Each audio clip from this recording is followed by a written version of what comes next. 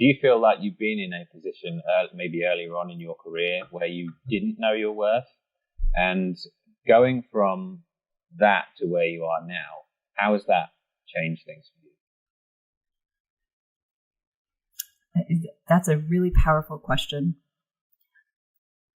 I don't think I have ever been in a position where I did something that wasn't in alignment with my values. I think even if I didn't know them and have them articulated, I mean, now I probably because of a result of the work that I've done. I mean, I literally have my leadership values and my value proposition printed out above my computer. But I've always been a very precocious and sort of bold person. So I've never been afraid of standing up and saying, no, this doesn't work. Maybe the difference, though, is how it felt to do that.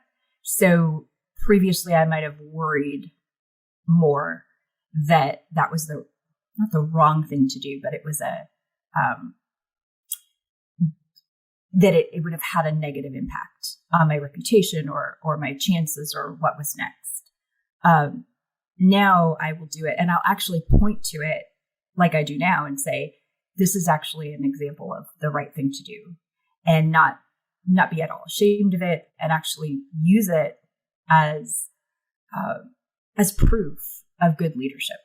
Does that make sense? Yeah, sure. It sounds like the type of self-talk that goes through your mind was different then to what it is now.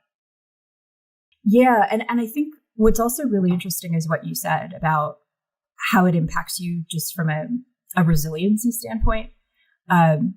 Being a founder and running a company is exhausting, right? There's no question. And I'm no longer exhausted. I'm really energized and really, I've never felt better. And I think part of it is knowing that not only do I make those decisions really intentionally, but I share them with other people. And I feel like that's a really purposeful thing. Mm. So you're able to sort of share your lessons with other people now. But how did you learn? What was the process for you about going from, I mean, it's a bit simplistic, but not knowing your worth to knowing your worth? What did that look like for you?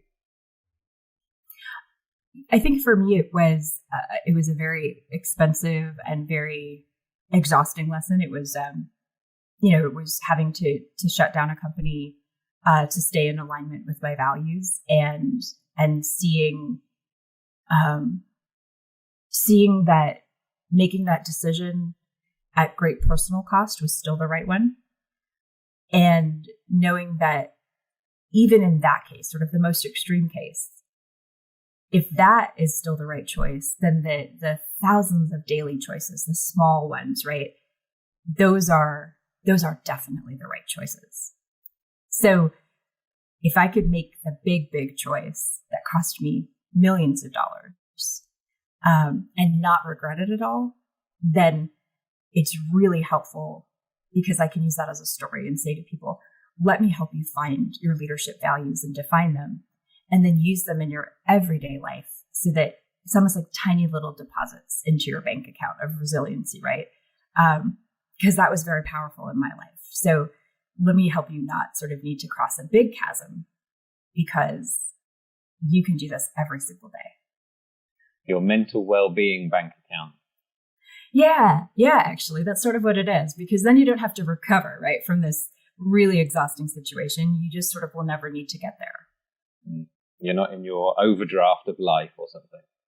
But, life's too short, right? Life's too short to have to get there.